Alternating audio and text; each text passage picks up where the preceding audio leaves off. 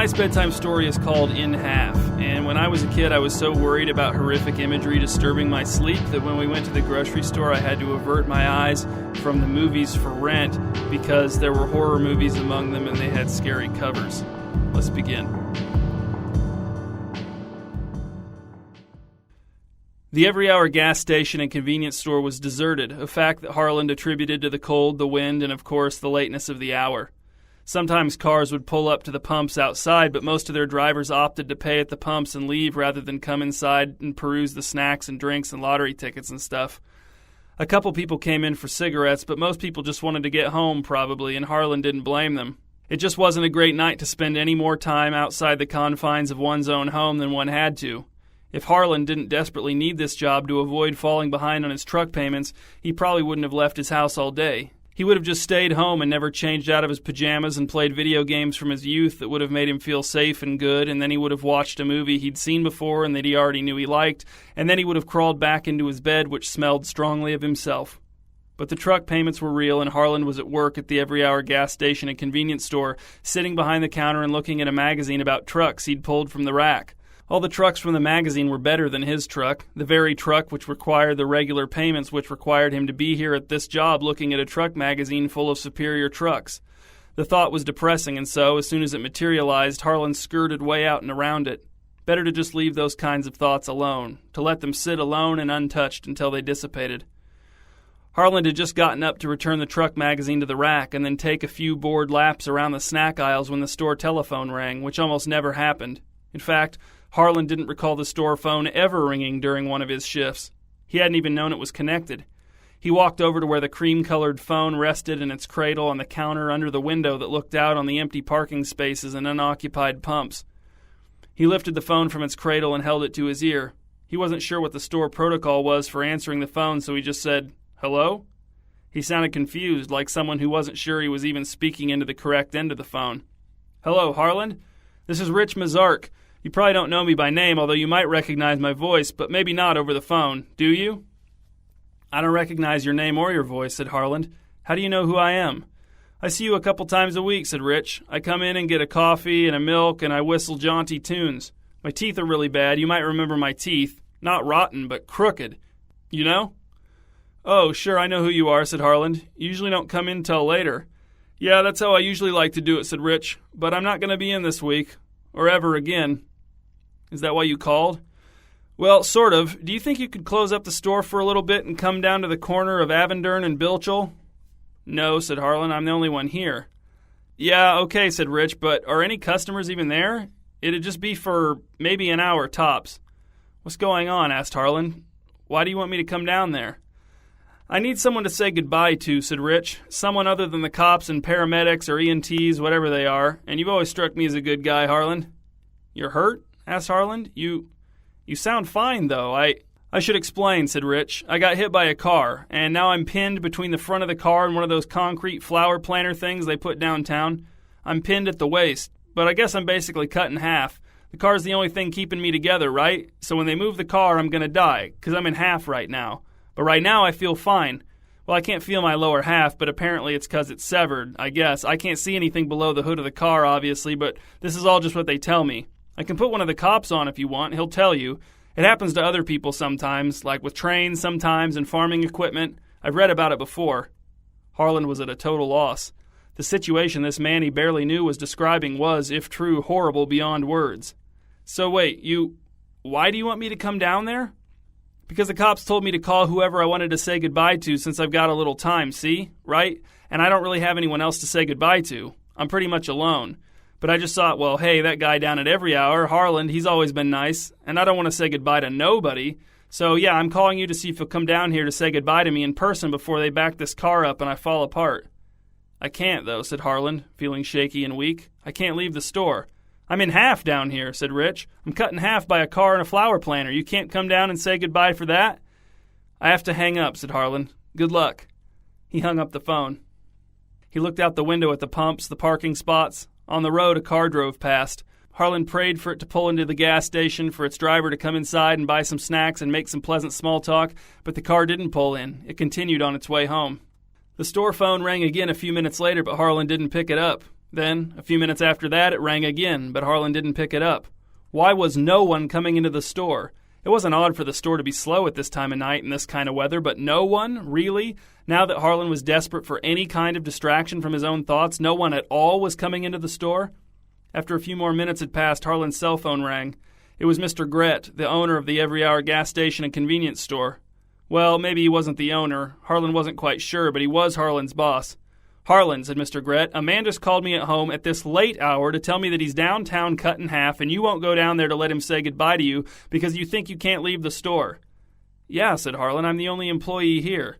"Don't be ridiculous," said Mr. Gret. "The man is in half down there. Go let him say goodbye to you. I called Martha. She's coming in to wash the counter for you while you're gone. I don't even care if you stay on the clock. The story of this guy being cut in half downtown is going to be in the paper tomorrow, and everyone's going to read about it, and the fact that he wanted to say goodbye to you because you're such a nice employee is going to make Every Hour gas station and convenience store look great. It'll be great publicity, but it'll be terrible publicity if you don't go down there to let an in-half man say goodbye to you because you had to work the counter at a gas station on a night when you've had, 8 customers since you've been there? 5? "I hardly know him," said Harlan. "I didn't even know his name before tonight. He has no reason to say goodbye to me." "Don't be heartless," said Mr. Gret, "and don't change out of your Every Hour uniform when you go. If they're taking pictures, take your coat off so people can see the uniform. Or wear the uniform over your coat. There are some XXL uniforms in the back room if yours won't fit over your coat. Anyway, Martha should be there any minute, and don't look disgusted or horrified in the pictures either. Look nice and friendly, because that's what we're trying to emphasize about our store here. This is a great opportunity."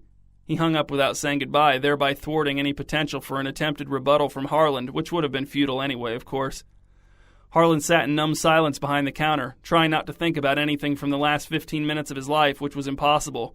Horrific images and ideas had a way of sticking in his head no matter what, which was exactly why he was not going to let Rich say goodbye to him. He could not afford to see something like that. Who knew what kind of permanent damage it might do?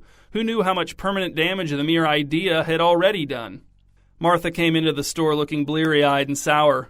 Harlan hadn't noticed Martha pulling into the parking lot, and he jolted on his stool when the electronic bell sounded as she entered.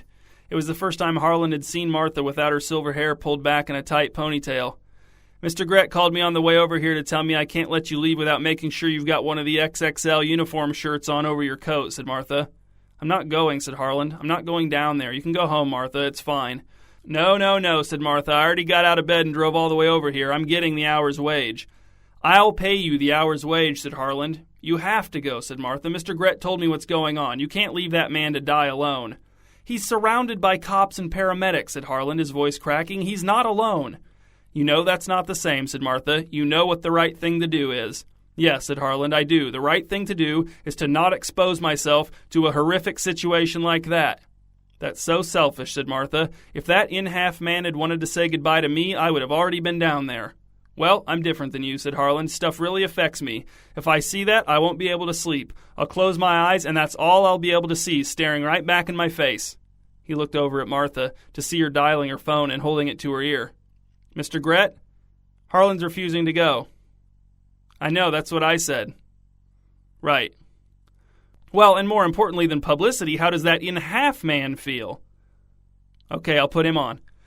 Martha extended the phone toward Harlan, but he backed away, refusing to accept it. "Stop being a baby, Harlan. Just take the phone." Harlan shook his head. "He won't take the phone, Mr. Gret." "Okay, I'm putting you on speaker." Harlan clamped his hands over his ears and closed his eyes, but he could still hear Mr. Gret's tinny voice calling, "Harlan! Harlan!" through the phone, and Martha saying, "He's covering his ears, Mr. Gret." "Okay, I'm taking you back off speaker." "Okay, all right. Well, we'll be here. Bye." After Martha hung up, Harlan opened his eyes and took his hands away from his ears. "You're being childish," said Martha. "Seeing horrific things is a part of life. It's part of growing up."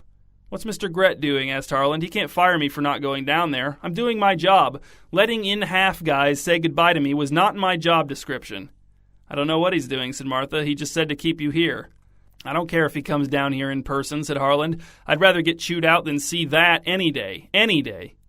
"All matters of right and wrong aside," said Martha, "I'd be interested in seeing an in-half guy who can still talk anyway, just for the novelty. How many times do you think you're going to be able to see that?" Harlan did not want to speculate about or otherwise discuss Rich's predicament, so he brooded in silence until the police car, lights flashing, pulled into the Every Hour gas station and convenience store parking lot. "Well," said Martha, "I guess we know what this is about." Harlan's stomach felt deflated and floppy inside of him. The cops couldn't make him go to the scene of the accident, could they? There was no way there could be any kind of law about that, could there? No way. The cop who came into the store was accompanied by an attractive woman in her mid-30s carrying an open notepad and a pen. The cop and the woman walked up to the counter and the cop leaned forward, resting his elbows on it. He looked at Harland. "Harland Manstill?" "I'm not going down there," said Harland. "There's no law that says I have to let him say goodbye to me." "That's true," said the cop, "but this woman here is a reporter for the Multi-Oak Interpreter Tribune, and she's covering the dramatic story of the accident. If you choose not to go down there, she's got a few questions for you concerning why you would deny a man who has been cut in half the opportunity to tell you goodbye." "You're blackmailing me," said Harland. "You're threatening my reputation." "It's part of the story," said the woman. "Saying goodbye to you is all Rich is talking about down there at the scene of the accident. He refuses to let us move the car that's got him pinned so we can get on with our lives until we get you down there." "He doesn't know anyone else?" asked Harland. "I was the only nice person he ever encountered in this town?" The woman shrugged. "I think it's safe to say that if he'd known how you'd react when he most needed you, he never would have picked you. But, for his sake, we've been shielding him from any news of your selfishness and cowardice. If you really do refuse to let him tell you goodbye in person, then we'll tell him you couldn't make it. We'll make up an excuse so his spirit won't be crushed in his final moments on Earth. But he won't be around to see the story in the paper, of course, so there will be no need for excuses for your behavior in that.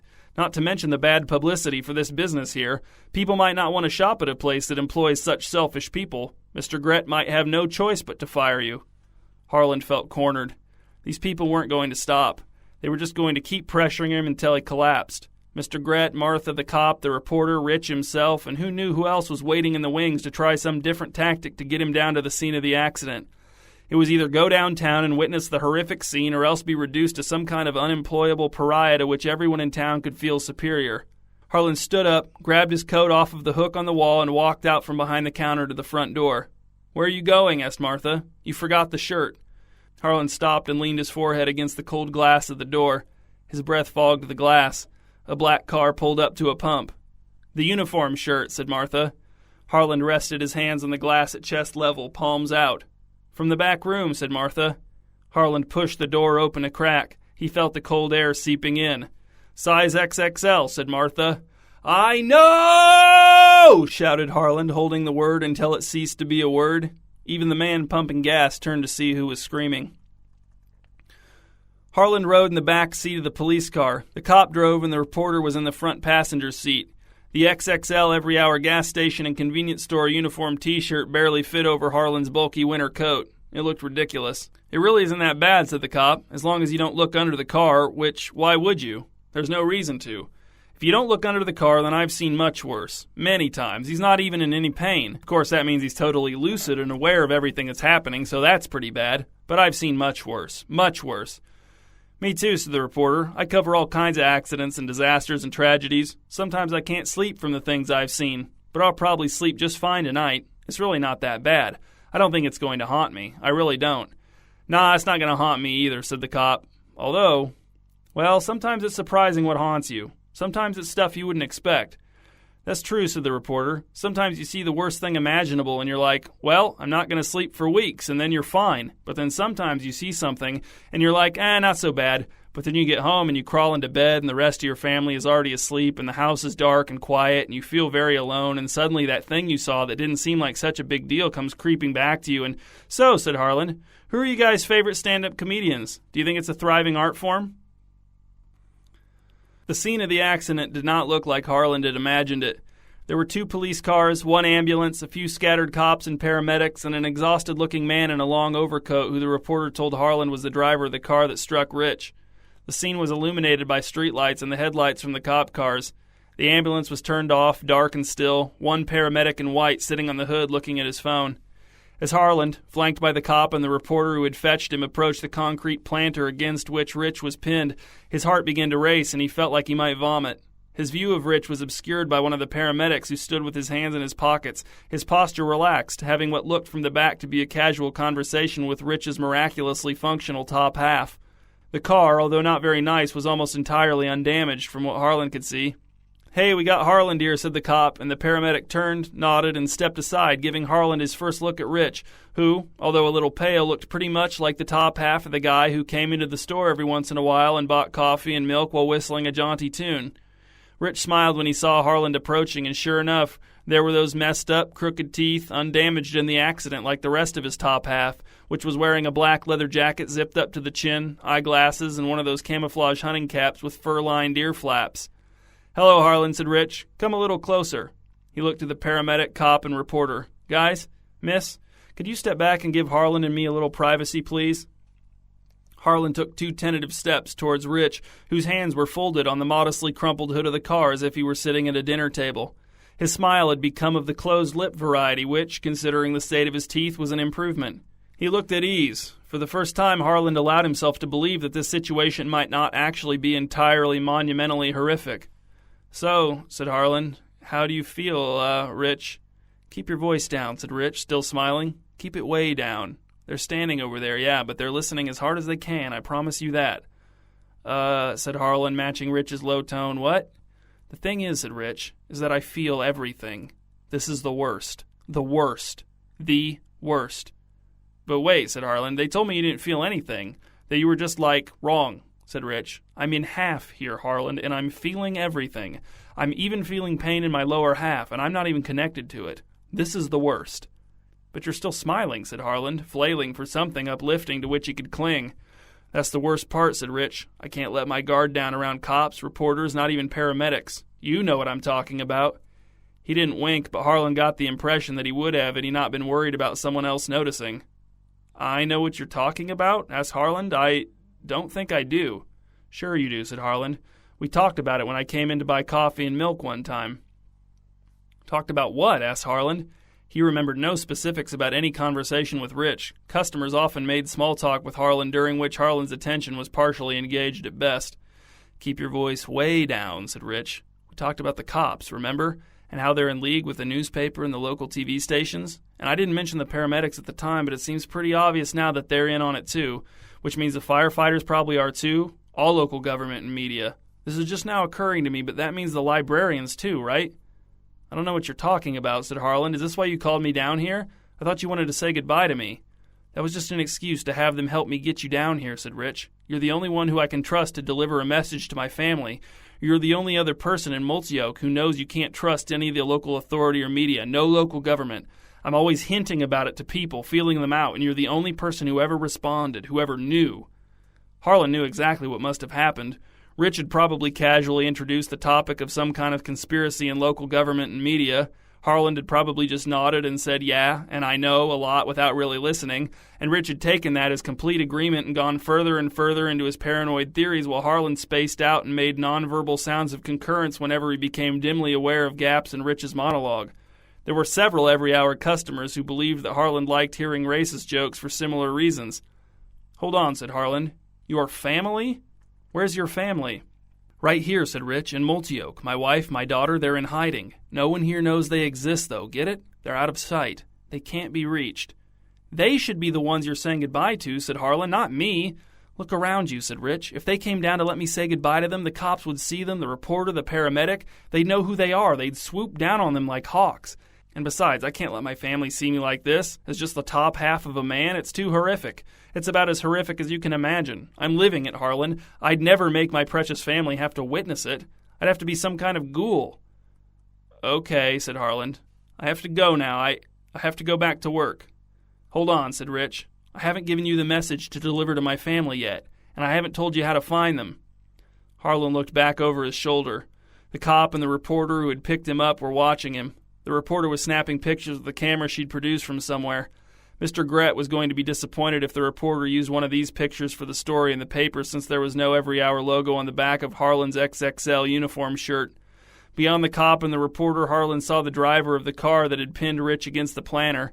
He had one hand in the pocket of his overcoat, and with the palm of his other hand he rubbed his own cheek, staring at the ground in front of his feet. He looked awful.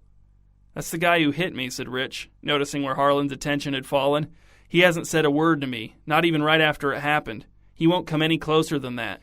When he called 911, all he said was, 'There's been an accident,' over and over, and then eventually he gave them the cross streets, and that's the last thing I've heard him say. I think he's just waiting around to get his car back, but he can't say that, of course, because when the car moves, I'm going to die. He might be local government, for all I know. Maybe this whole thing is a setup. That's why I had to get you down here." Listen, said Harlan, turning back to Rich, I was probably just being polite when I agreed with you about all that grand conspiracy stuff. I don't really believe it. I mean, I don't know anything about it. I don't even remember the conversation, honestly. It's not a grand conspiracy, said Rich. It stops at the local level. State government, federal government, that stuff's all fine. It's just Multioak. For all his vehemence, his voice was still low, and his pleasant smile still looked shockingly genuine. All right, said Harlan. Tell me where your family is. Okay, right, said Rich. This message is extremely important to my work here in Multioak. They'll know which operatives to contact, so my efforts will not have been in vain. And it's going to be in code, but you can't write it down, you have to memorize it. And it's pretty long. Fine, said Harlan. We'll get to that, but where are they? Rich lowered his voice to a mere whisper. They're housed in the basement of a modest home found at 1104 Brushwalter Street. Now, you're going to have to... But before Rich could continue, Harlan turned and walked toward the cop and the reporter, who looked at him with quizzical expressions as Rich shouted, Harlan, what are you doing? He has a family, said Harlan, a wife and a daughter. I imagine that they'll want to know what's going on here. They're at 1104 Brushwalter Street. You'll probably want to at least give them the option to say goodbye to him. Traitor! Screamed Rich. I trusted you and you were in league with the local authorities the whole time. As the cop went to confer with the other cops and the reporter scribbled in her notebook, Harlan walked over to the morose driver, who still hadn't looked up, even though Rich was now screaming paranoid accusations. Hey, said Harlan. The driver didn't respond. I don't know if this helps, said Harlan, but I think the guy you hit might be some kind of terrorist. Pretty low level, probably, but still. The driver still didn't respond. Well, that's all, said Harlan. I just thought maybe that'd help you feel a little less haunted by all this. Harlan wasn't offended when the driver still didn't respond. He got it. Hitting a guy with your car and pinning him against a planter so he's cut in half and the top half is still alive and talking and making requests and accusations and stuff would be really bad no matter who the guy was. Harlan walked back over to the reporter. Can you give me a ride back to the gas station? Will you tell me what you and Rich talked about? Asked the reporter. On the record? Sure, said Harlan, as he pulled the XXL every hour gas station and convenience store uniform shirt off and balled it up in his hands. Traitor! Screamed Rich, pounding the hood of the car with his hands. Do you think his family is really going to want to see him like this? Asked the reporter. They're probably used to it, said Harlan, other than the fact that he's cut in half. Back at the gas station, Martha was asleep with her head on the counter. Harlan didn't want to wake her. She had such a peaceful smile on her face. Her sleep, from Harlan's perspective, appeared untroubled and serene. Harlan didn't know if he'd ever be able to sleep like that again. But, now that he thought about it, he'd never slept like that in his life, not even once, not even as a kid. So maybe it was a little silly to start trying for it now. But even so, he closed his eyes and tried to think about something pleasant, just to see what would happen.